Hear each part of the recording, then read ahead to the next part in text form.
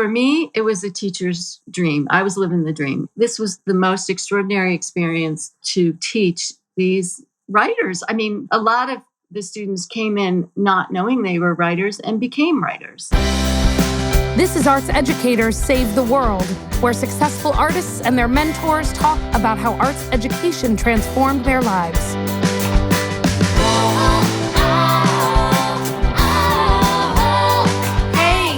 Today, we're going to do two different things here on Arts Educators Save the World.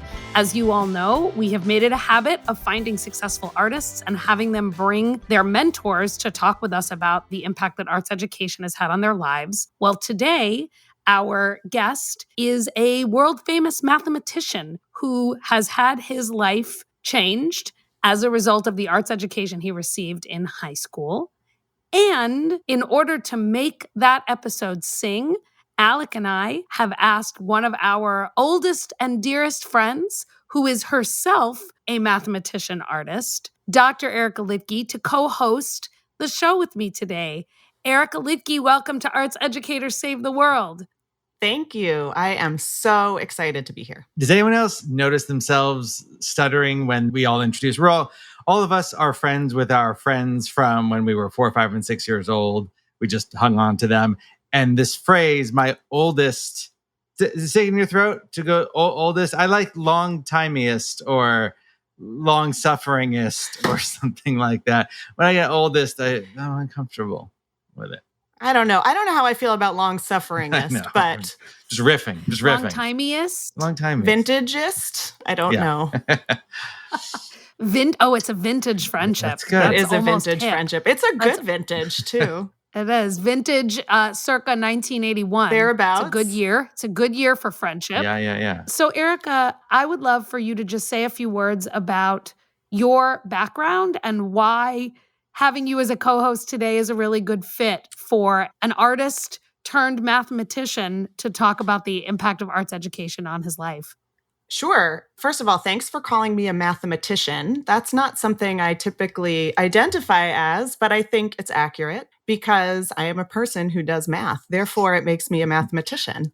I am an associate professor of mathematics education at the University of Delaware. But before I became a math education professor, I've done a bunch of other things. I was a high school math teacher for about 7 years in New York City, where we all grew up. Prior to that, I had worked in after-school programs and out-of-school programs. Prior to that, worked in arts education because I grew up as a dancer. And my first love was dance. And in college, I majored in math and English and minored in dance and tried to figure out a way to combine as many of those things as possible in my professional life. So I worked as the program director for a wonderful arts education nonprofit in New York City that we danced with growing up. Actually, all three of us danced with growing up. Alec put in a few years as well with the National Dance Institute and worked running their in-school programs.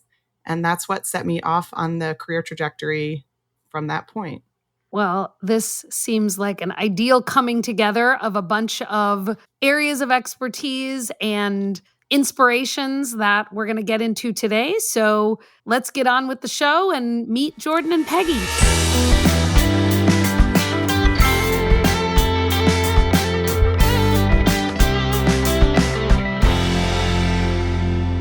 All right. Well, all is well today here on Arts Educators Save the World. Myself, along with guest host, Professor Erica Litke, are here to talk with our first non-professional artist who is himself an accomplished mathematician and writer, professor of mathematics here at UW-Madison, where I am also a professor of education, has written 2 well-known popular press books about mathematics, one with one of my favorite book titles of all time, How Not to Be Wrong, and the very popular Shape. I'm sure we'll get into those books and how they've been influenced by Jordan's life as an artist. The other thing that I want audiences to know prior to our conversation is in doing my research on Jordan, I found out that he was awarded a Guggenheim Fellowship, which is interesting to me primarily because the fellowship is described as being for those who have demonstrated exceptional capacity for productive scholarship or exceptional creative ability in the arts. As a math professor, I'm fascinated by the idea that the Guggenheim Foundation also recognized your crossover work as a mathematician artist. So, Jordan, welcome to Arts Educators Save the World. I'm so glad that you're here with us today. I would love for you to introduce the mentor who you've brought with you for our conversation. Thank you, Erica. Thank you both, Ericas. I'm really happy to be on. And it's also a tremendous privilege to get to introduce Peggy Pfeiffer. Let me set the context, who was a teacher of mine starting when I was a teenager, I guess when I was probably 15 or 16, when I was in the 10th grade, called Winston Churchill High School in Potomac, Maryland. You know, Peggy ran something which I sort of took for granted when I was that age. I did not understand what a special thing it was to have this group of people, which was in some ways a class. I guess it was a formal class. We probably got grades in it. I mean, because it was like a class on our schedule, but was also kind of like a literary salon and a social group sort of centered around this magazine that we put together called Erewhon. And that was like from the moment I met Peggy and started working with her, like a really big part of my teenage life that in many ways kind of set me on the trajectory that I've been on ever since, even though I spend a lot of my time carrying out heinous algebraic computations. That's what I was doing this morning, actually, before we got on the podcast. And I sort of switched gears a little bit. Since then, I've had this life, which is sort of like partly in math and partly in writing. By the way, Erica, they did pay me for those books. I know you said I was a non-professional artist, but I want to make it clear I don't do it for free. Come on. Okay. And I can say that's more than I can say for the book that I published, How the Arts Can Save Education, which is the foundation for this podcast. So I not only take it back, I bow down to your writing prowess that you can actually earn a living as a writer, because I cannot. Well, my living got a point employer, the great state of Wisconsin. But yeah, so anyway, I'm just looking forward to having this time to like talk together about my own journey as an artist and like lots of other people who came through Peggy's salon too in those years back in Potomac. Peggy, I would love to start with this salon idea, with this space that you created for teenagers, and for you to just say a little bit about how you built that space. And Jordan, for you to talk about your experience in that space and to think back to high school writers salon and what that meant to both of you. Yeah, I'd love to talk about that. And Jordan, thank you so much, first of all, for just asking me to join you for this. It's been really fun and rich to reread your poems and short stories from 1988 and 9 and to kind of revisit that whole experience. So, Jordan, when you arrived on the scene, I think it was 87, 88. 87 or 88. In those classes. Interestingly, at that time, a creative writing class had blossomed into 3 classes that included a first-year class and an advanced class for seniors. That happened because of really the way I look at it now. I might not have described it this way then, but at the time, there was so much energy among these students and such an interest in creative writing, which totally blew my mind at the time.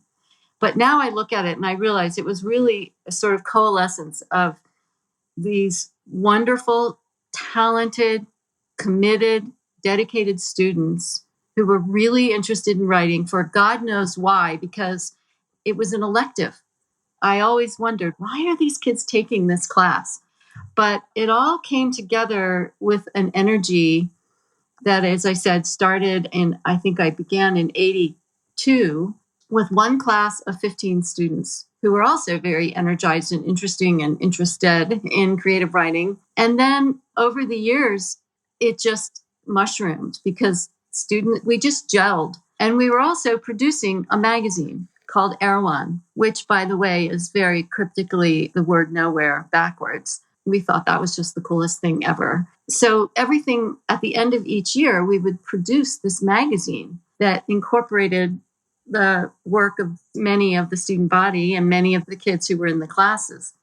So there were 70 students enrolled in 3 classes by the time Jordan entered into things. It was so unusual for that to happen that I had to go to the principal and ask if we could indeed have 3 creative writing classes. And the only way that they could justify it to the county curriculum and let it be part of the curriculum was to call it advanced composition, which, is not what it was. But it was okay. If they could let me do it, fine. Wait, we were undercover? Our whole thing was a secret operation? It was kind of undercover. Yeah, kind of. But, the idea from my point of view at that time to be teaching 2 classes of intro creative writing to 25 students in each class, and then a small advanced class of 15 to 20 students who had already done the intro, and then they were ready for the advanced class as seniors. That class was also responsible for the magazine, for producing the magazine. For me, it was a teacher's dream. I was living the dream. I mean, I thought this was the most extraordinary experience to be able to teach these youngins that were not necessarily writers. I mean, they didn't know they were writers. Some of them. Now, I have that question is poised and ready for Jordan, but a lot of the students came in not knowing they were writers and became writers. But I'm curious, Jordan, for you, why did you pick the class? Because it was an elective. And I know that you were already on the math track, but what was it? Well, so first of all, Peggy's being modest and saying she doesn't know why did all those motivated college driven SAT and AP studying students take all these electives. It was because of you. It was because of the vibe that you created. And Peggy won't say it, but that's why. First of all, I just want to say I thought it was normal, right? I was looking back, I'm it was so incredible. But I just thought, oh yeah, you go to high school and then there's a real literary culture with 70 kids who are care about short stories and poetry. And now in retrospect, having raised my own kids and having seen the other kids, maybe that was the biggest flourishing of literary culture in a public high school in America in the entire 20th century. Who knows if that's even possible today, right? That there would be a group of that size and that level of energy devoted to writing. I haven't seen it anywhere else. I feel that reaction of having the, frankly, brilliant, charismatic teacher with a passion for a particular art form that creates a community and culture of students who then see that as a normalized part of their education. And that very much resonates for me as a parent and as an arts educator. That's kind of what I hear in this conversation. But I would also say that at our school, and I think this is part of what made it work, and it's relevant to my story too, that I think the sort of community around Erewhon, it was not limited to the kids you would necessarily think of as traditionally artsy. In other words, you might think if you went into high school, you'd be if I heard there was a bunch of kids taking writing, oh, I know who they are. It's the kid with the green army jacket, right? And that kid, that was Robin Suleiman. He was in our class, but it wasn't just him, right? And it wasn't, it was a wide range of people. In fact, I was just looking at one of the old issues, Peggy, and I was oh yeah, Jenny Krasminski was in Erewhon. She was a cheerleader, man. She had the teased hair and everything, but she also wrote poems, right? And I felt yeah, part of what made it so great is that Peggy created an atmosphere where the kids on the math team, like me, and the cheerleaders and anybody, you just had to be interested in poems and stories. And you didn't have to kind of be an artsy type to fit in there at all. And that was really me. So I think part of it, Peggy, was that again, the atmosphere that there was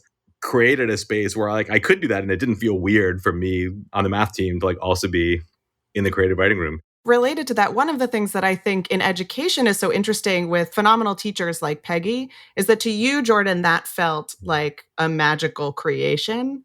But I wonder, Peggy, if there was something intentional going on by you as an educator to create the space for kids who you might not expect otherwise to engage. And I'm just curious if you could talk about that. Absolutely. Thank you. First of all, I would say that I came from a legacy of good creative writing teachers. I had, in my own high school experience, had an exceptional creative writing teacher who I will always remember, Warren Moore. Thank you. And then in college, I had a wonderful teacher as well, who I'm still friends with. So there's that piece. The next piece was getting to Churchill High School and sitting down in the principal's office and having him say, well, you're a first year teacher, so you have to take on some advisory position. We have pom-poms and cheerleaders. Oh, and the literary magazine. And I was like, yes, please, I want it. Immediately, I knew that, I mean, it didn't even have to think about it. I was praying he was going to say that because I knew that the former teacher had left that very year. So I was thrilled to take it.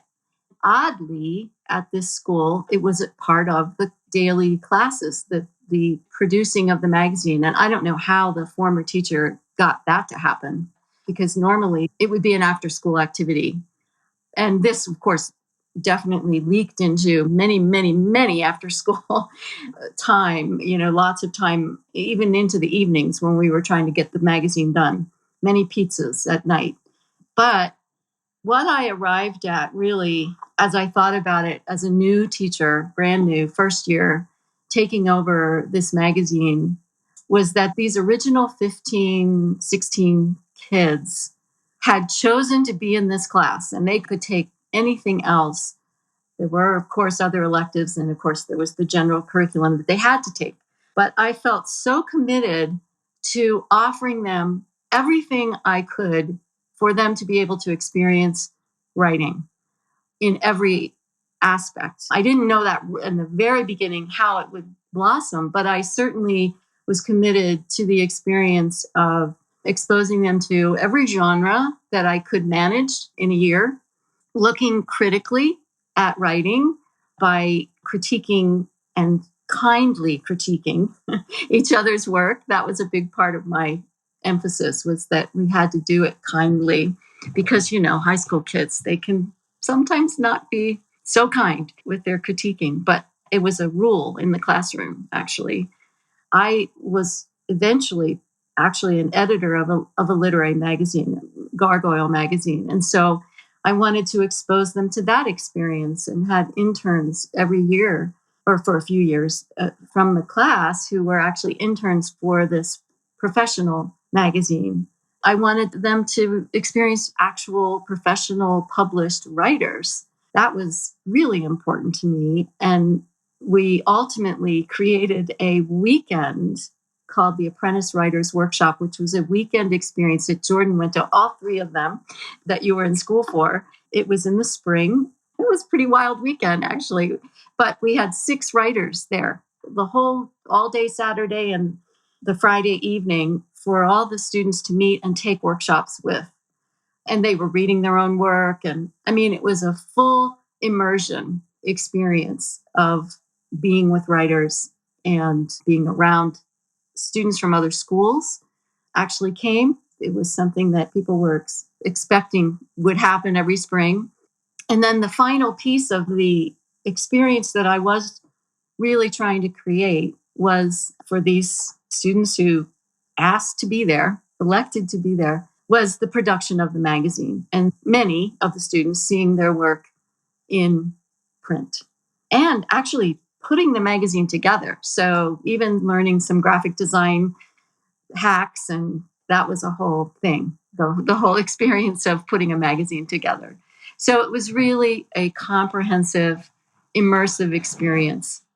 There's so much I would love to say about just echoing how that looks from a student point of view. And certainly those retreats were peak experiences for me as a kid. Well, let me start with this. One thing that was so special about what you and the group built was this connection with Gargoyle and this connection with DC area writers more generally. We didn't feel like we were in high school when we were in your class. And I think kids crave that, right? I mean, when we were making a magazine, we felt like we were making a magazine, like an actual magazine, because we were doing real design and it looked kind of like Gargoyle. I mean, we were using some of the same things that we learned from you. And by the way, for the young people listening, no PageMaker in 1988, when Peggy's talking about us staying late and eating pizza and doing design, she is talking about X-Acto blades and tape and ripping the margins. There was not a ripped paper imitation tool. We were literally ripping paper and gluing it to the margin to make that effect. And it like felt like incredibly adult. You never know which things are going to stick with you. I have a very vivid sense memory of, we had a reading. It was like one of these like weird rustic looking log cabin type buildings, but it's actually in like the suburbs, but it like looks like you're in a remote camp, and like reading a poem to like a whole room full of people. And that was probably the first time I was ever like standing up with a mic reading something I wrote to an audience, and like the incredible thrill of feeling like I'm like really doing this. Now it's something I do a lot, right? I mean, it's something that I've built into my life, and it's still just as thrilling every time actually to sort of be like, is this going to land? I'm going to sort of say these words that I wrote, and these people are here in front of me, so I hope they like it. And it's scary every time, but that was the first time, I think. And just having that experience, right? Like a lot of kids never do. It's really so great to hear that, Jordan. I know which poem it was. It was the Valentine's Day Massacre poem. In case you're wondering, of course I remember which poem it was. Which is really brilliant. Of all the poems that were in the magazine, I think that one was the very most powerful and beautifully wrought. I'll read it to everyone if you allow it. Yes, please. I love hearing that there was some specific moment that has actually had its own trajectory in your life now, that you are somebody who stands up in front of classes and speaks to a New York Times writer. I mean, it's great to know that some kernel of things that happened when we were together in class, you could take with you. And there's a lot of writers from the group, and I think probably a lot of them would have, each one I think would sort of probably have their own memory of something that really has stuck with them and put them on a course.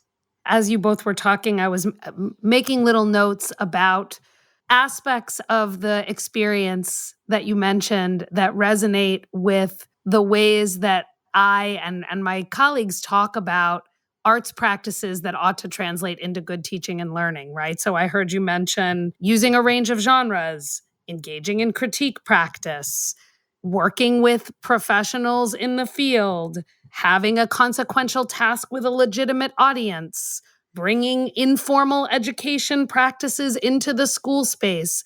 All of these ways of doing are exactly how the arts change what good teaching and learning looks like. Mm-hmm. It's really great to hear, first of all, that it's so live still for both of you, even though these experiences are decades old, and that those ideas translate so readily from high school creative writing class to out of school time ceramics space.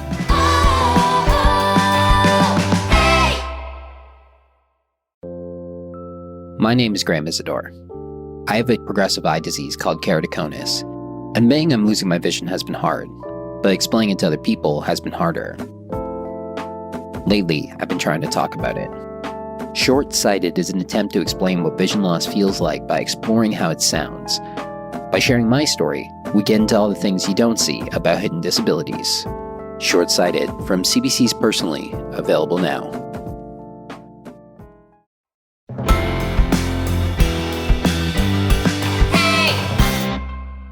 One context for me, by the way, I'm just going to like reveal this on air because I don't think either Eric or Peggy knows this, is that this fall I will be teaching writing to a freshman seminar, something I've never done before. And so I'm thinking, Peggy, about our classroom and being like, oh my God, this is like at the age of like 51, like I'm teaching a completely new kind of class. And I got to figure out with these like 18-year-olds who are like novice writers, and who a lot of them, if they're taking the class because I'm teaching it, they're probably from math world, like as much as they are from writing world. And I got to figure out sort of like how to generate some like very modest simulacrum of the kind of vibe that we had to make it a good experience. We'll see. I'm flying blind.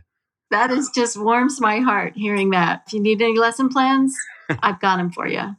Jordan, can you talk a little bit about some of those ideas when you think about math? One thing that you do, and you do so well, right, in addition to being a mathematician, is thinking about communicating math to the general public in ways that often the general public is not necessarily excited about or feels nervous about hearing. Give it time. I'm working on the general public bit by bit, slowly, process. But how do you think about your writing practice connected to your writing practice about mathematics? It's a combination of a couple of things. And obviously, like, some of it is from what I learned in Peggy's class about like the craft of writing itself. And I should say, by the way, I mean, we talked about my poems, but I identified as a fiction writer. That's what I like wanted to do when I was a teenager. That's what I sort of thought of like the center of my writing practice as being, as storytelling. And so I bring that up because I feel like that's certainly the nature of what I try to do as a writer about math. The other stream of that is both, what I learned when I was in Peggy's class and later when I was taking workshops in college. And then I did a 1-year master's degree in fiction. But also what I learned as a teacher over the decades that I've been sort of standing in front of a classroom teaching, because that, at least I have found that also to be a storytelling discipline. It doesn't work the same way as writing a short story works or writing a novel works, but, there is a plot to a lecture. There are sort of like moments of tension and release. There's an arc, whether that lecture is about math or literature or history or whatever.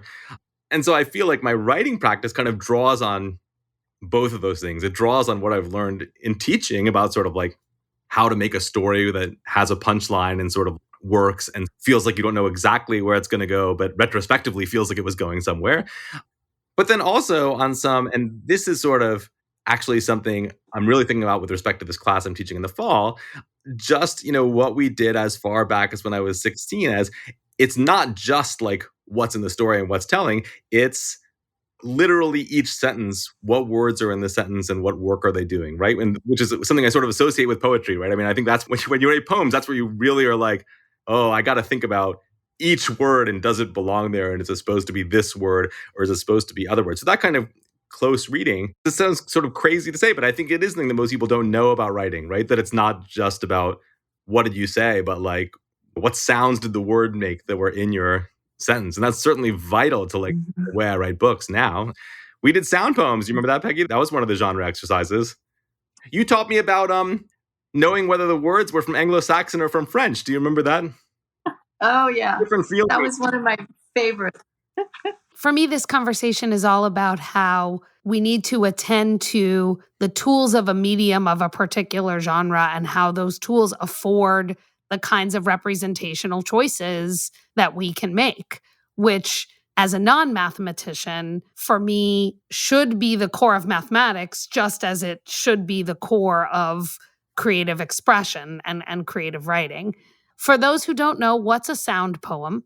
The idea behind the sound poem was to come up to pay attention to sensory verbs in particular. And so it was a lesson around that. Students, I find, young writers, want to use a lot of adjectives. And it's all about everything being disgusting and amazing and fantastic. And they have no power. And so I was always trying to teach the importance of verbs and nouns.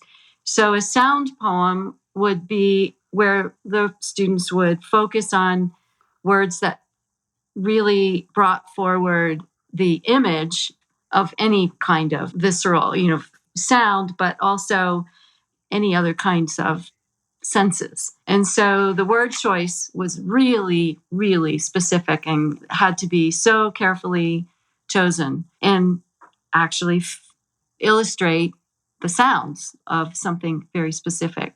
One of the things we did was called a headline poem. Headlines are often really odd, like dubious, like unclear what the meaning can be. And the more unusual the headline, the better.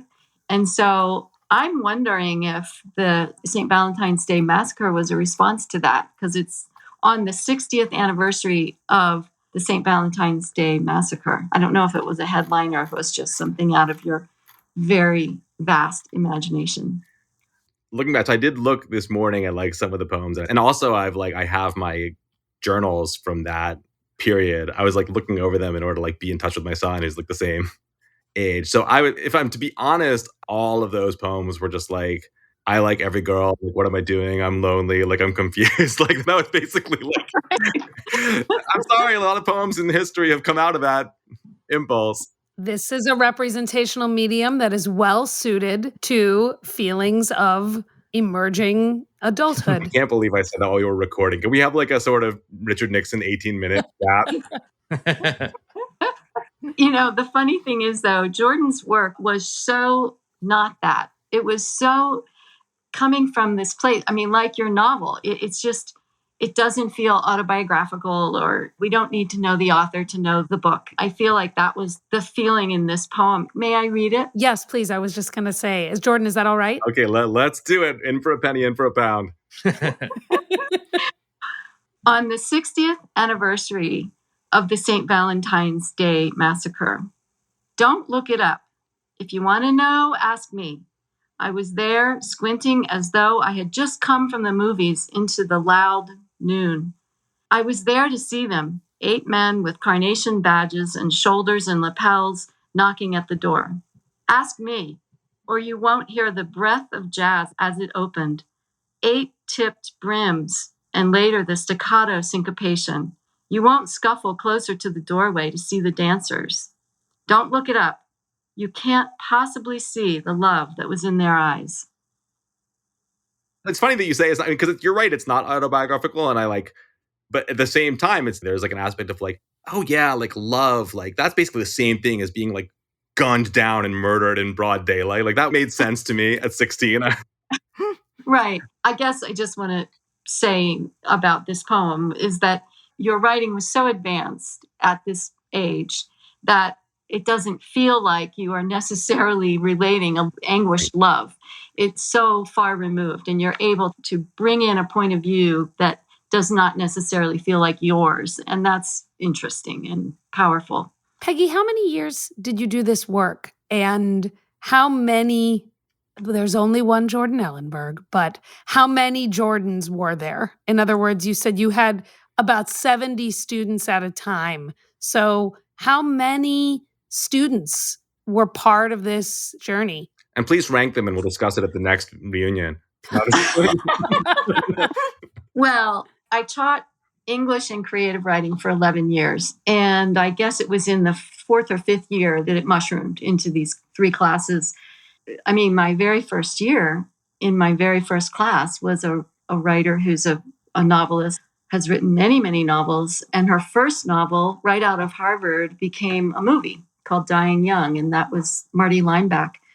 The similarity there with Jordan was that when I started to see her writing unfold, I was like, what can I teach this young girl at the time, this 16-year-old? And I felt that many times with many students, but I definitely felt it with you, Jordan, because I just felt like, what am I really offering? And so I'm not trying to be, super coy or humble about my contribution to the classes. I mean, sometimes it was so inspirational to me to be with young people that had this sophistication and clarity. And even if they were going through teenage angst underneath it all, there was a level of sophistication in their writing and thinking, and that just kept blowing my mind, honestly. But I do want to say that about the angst, to stay on that point one more minute, that I do feel like the tools that we learned in your class and in your community, it enables you to channel that and make it productive, right? And not just release it. I mean, that's like one of the things that makes art like so attractive for adolescents, like whether they're writing songs or writing poems or writing stories or whatever. It gives you something to do with it all, which is like immensely powerful. Marty Lineback was a legend for us, by the way. I mean, and her existence was important too, because it was like, oh, it's like a real thing that a writer is a thing you can be, like somebody like us, not that much older. You know what I mean? That it was not like, her existence was part of what made it feel like, okay, this is not totally in high school right now. We're doing like a real thing that counts. Yeah. As a teacher, how do you make it feel like it counts? There's a mystery to it. I really believe that. And so it's not always possible to kind of answer that in a concrete way. And I've said this to other students over the years. Sometimes I don't like to pull it apart, unpack it too much, because there was definitely an energy that just had its own trajectory and had its own power. I was inspired all the time. I think that's key. And I felt like it was one of the most creative times of my life, because I was constantly thinking of ways to inspire you. Even as a graphic designer, which is when I left teaching, I have to say I felt very complete with teaching. I felt like I wasn't going to come out to Santa Fe and New Mexico and teach here. I knew that that was not going to happen. But over the years, I had learned a ton about graphic design. And so I opened first a design firm and then ultimately marketing. And although there are times when it's very creative, obviously, designing for people, it wasn't ever the same, really, as doing what I did with you all. I do want to ask you, Jordan, about your career trajectory a little bit. And maybe I'm trying to put you in a box and you don't belong in one. Or a rectangular parallelepiped, as we call a box in math. Maybe not surprising because Erica and I have known each other for, 40 years, but I had a similar question. And in part because in college, I double majored in math and English. And everyone always thinks that's bananas. And to me, it made a lot of sense. And minored in dance. Sorry. Oh, and I minored in dance too, right? That also. And those things are all really closely linked in my own head in ways that, like, I don't always do a great job at articulating, actually. And so I think I had a similar question to Erica, which is like, how do you see those pieces of your background fitting together and shaping kind of the work you do? So that's a good question. I actually, in a lot of ways, do see them as pretty separate. To sort of give a little bit of background. So, like, what did I actually do with my life? Because we never actually mentioned that. So, I was like in high school, I went to college, I was a math major, but I wrote a ton. I was like on the literary magazine in college, trying to recapture that community. I had a great community there. Even like with some people from our class, like Michelle Shee, like, so some of us went to college together and sort of stayed together doing literary magazine stuff. And then at the end of college, I kind of knew I was going to go get a PhD and do math. But I sort of did something a little bit wild and went and did this 1-year master's degree first. In fact, let me be a little more honest about it. I applied for the Marshall Scholarship, this very fancy scholarship in Oxford, to like go do more math, which I didn't get. And sort of Peggy told you the story. I was like very like academically advanced in high school, blah, blah, blah, blah, blah. So it was like, wait, you can like apply for something and not get it? Like that was like not my experience, but it was extremely good for me spiritually. It opened up a lot of doors. And in particular, I was like, okay, well, screw it. I'm going to do something weird then. Obviously, I'll never successfully apply for anything ever again. Like that part of my life is over. No, I mean, okay, I make it a little more dramatic than it actually was. But so I was like, okay, instead of going to grad school, I'm going to like go do this. I guess I did go to grad school, but in a completely different way, right? I sort of like went and like wrote a novel and like hung out in Johns Hopkins with the writers there for a year. And that was super great in lots of ways. One, sort of just like the community I had in Peggy's class, I got to spend a year with people treating me like a writer and being like, that's what you are. It gives you sort of permission to think of yourself as an artist, in my case, a writer of prose fiction, which, if it's not your job, is kind of hard to do, right? You always are a little embarrassed about it. And maybe it's like a hobby or something you do as like your minor, so to speak, in college or what have you. The other thing having Peggy don't be mad is that I did find that when I was really like, I'm going to do this full time and write a novel, and what I'm going to do when I wake up every day is work on my novel, I wasn't happy, to be honest. Like it was hard emotional work. Like every day I was like, I miss math. So I learned something about myself. I mean, I really was glad that I did it, but I think it's that kind of work is kind of emotionally hard on me in a way that math is not. Math just kind of like fills me with like delight every time I think about it. And I know there's plenty of people for whom their artistic practice is really like a delightful experience. Writing fiction wasn't really like that for me. I don't think the book is that dark, by the way. I just think it's something about the actual wrestling with the words. So I think, so for me, so after the last 20 some years, like I am a research mathematician. That's like mostly what I do, but I found a way to bring writing back in. And I find that like writing these books about math and telling these stories of mathematicians and their ideas and their problems and the things they wrestle with, it still feels like writing, but I will say that the sort of pain is not there in the same way. Like I enjoy doing it much more than I enjoy writing fiction, which really kind of asks you to draw blood from yourself in a way that I think science writing does not. Yeah. I wrote a screenplay once. That's something I did after teaching. Oh, it was so hard. I mean, there were joyful moments, but it was a passion for me. It was a subject I really wanted out there. And there were some possibilities that people were going to actually look at it. But boy, the process was grueling in many ways. Peggy, do you do much creative writing now? You mentioned the screenplay. Do you do much poetry writing, fiction writing, short stories?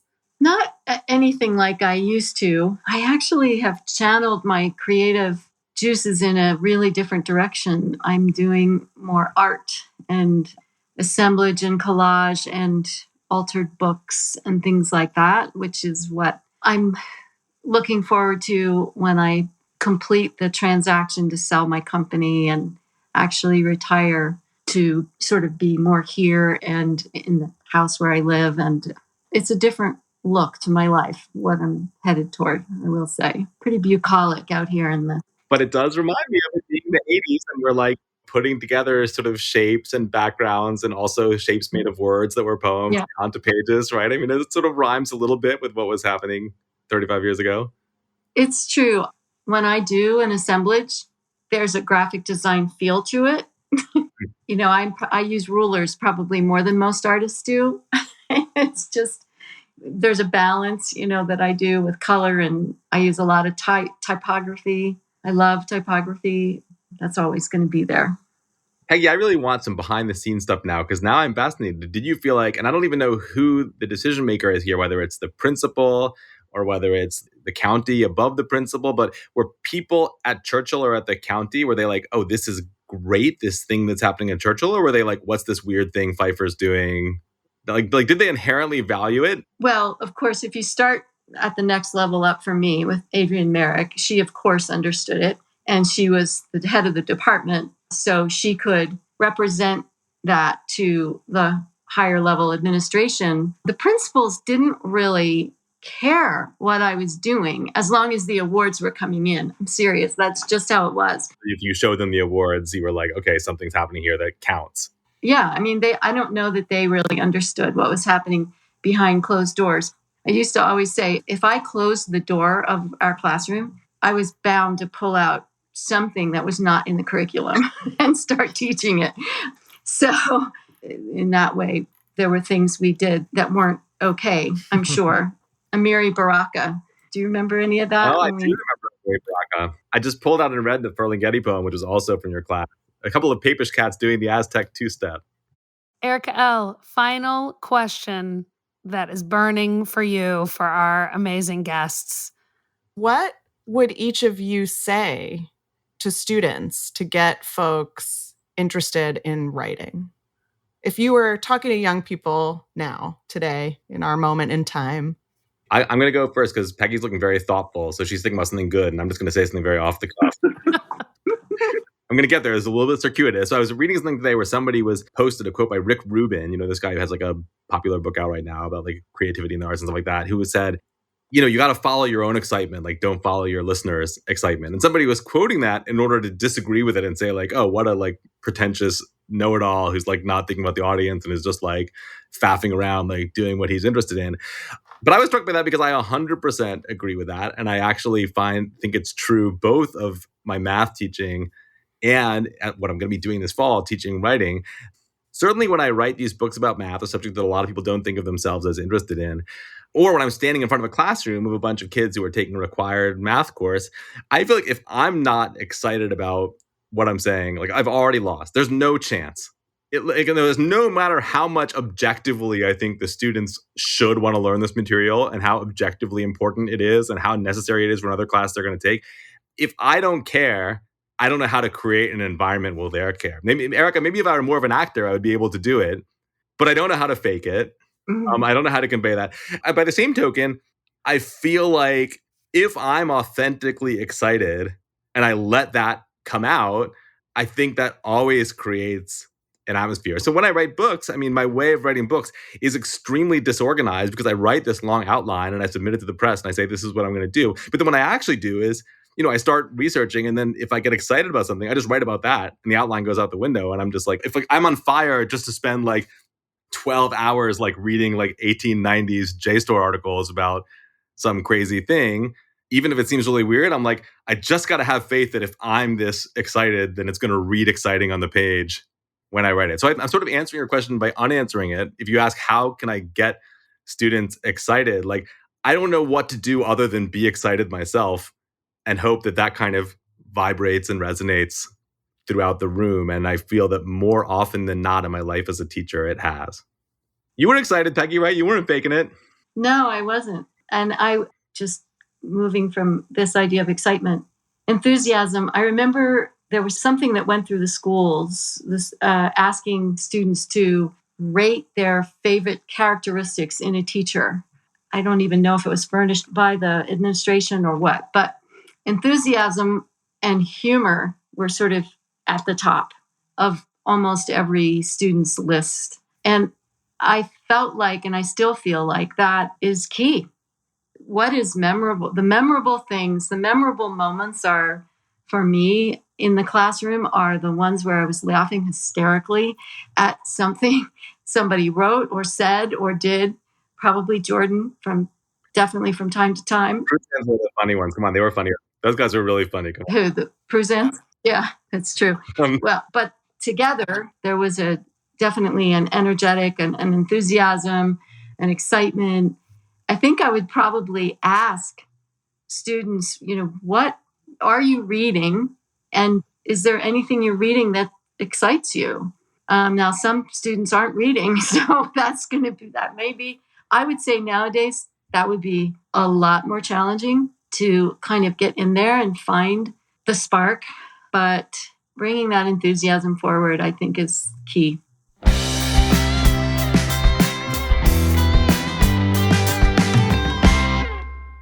Well, we have come to the epic end of our journey into the relationship between mathematics and creative writing. We've heard from mathematician, math professor, and poet Jordan Ellenberg, his high school teacher extraordinaire, now graphic designer, and herself a screenplay writer. And I have gotten the chance to share the mic with my sister friend, Erica Litke, who embodies all of the characteristics of mathematician, creative, expressionist, and teacher. So, Erica, before we sign off for today, I'm going to ask you a question, and you are going to give me 3 responses to that question. So, Erica, now that you are a math professor, what are 3 ways that you like to get your creative energy out? These can be real things or made up things. 3 ways you like to get your creative energy out into the world. Okay, so the first one is sewing. 1. I taught myself how to sew when I was in graduate school working on my dissertation and needed out of my headspace. I learned to sew at Wesleyan. I sewed a sewing machine cover. That was my meta sewing experience. Only sewing experience was I sewed a sewing machine cover. I'm going to be honest, I haven't done it in a while, except when COVID started, I busted out all the sewing machines and the serger and I mass-produced masks for everyone I knew. But so sewing, shoot, I've forgotten the question. 3 ways that you express yourself creatively. Sewing, 1. Wow. Sewing. 2, this is going to sound weird, but running. 2. I started running late in life 2 or 3 years ago, and I find it really centering, and I find it a space where I can get into my head and sort of think things through and puzzle things through. I used to do that in the shower, which maybe I shouldn't have admitted on a podcast, but now I do it running. And 3, I have a long commute and blasting musical theater and singing along. 3 things. That was the content I was hoping for. Alec, you have a question for me? Let me find one. Oh, here's one. I just thought of this right now. Erica, can you tell us 3 ways that our guests can commune with, communicate with, talk to, interact with our podcast? What an excellent question. Listeners, we would love it if you would rate and review our podcast on Apple Podcasts. That is the way we get to spread the good word about the power of arts education. 1. We would love to hear from you. We would love your questions, your ideas for guests, your thoughts, your feelings. You can email us at contact@artseducatorspodcast.com. 2 things. And if you want all that great extra content, you loved a guest you heard and you thought, I wonder what that book is that they were talking about that Jordan Ellenberg wrote, you can find all of that at our website, www.artseducatorspodcast.com. 3 things. 6 things total today. Well done. Good job with the math. Onward together. Arts Educators Save the World is hosted by Erica Rosenfeld Halverson and produced and co-hosted by me, Alec Lev. Our executive producer is Doug Matica, and our audio producer is Justin Asher. We are also executive produced by the fantastic group at Story Pirate Studios, Lee Overtree, Benjamin Salka, and Amy Fiore. Original music is by Dan Lipton, and our artwork is by Lyra Evans. Check out our website, designed by Cole Locasio, at www.artseducatorspodcast.com. You can follow us on Twitter at ArtsEducators. Yes, somehow that wasn't taken yet. And on Instagram at ArtsEducatorsPodcast. Write to us with your questions and comments at contact@artseducatorspodcast.com. And wherever you're listening, please remember to subscribe, rate, and review. It really helps the show. We are proud to be sponsored in part by the Wallace Foundation, the University of Wisconsin-Madison, and the Gibb Faculty Fellowship. Arts Educators Save the World was created by Erica Rosenfeld Halverson and Alec Lev.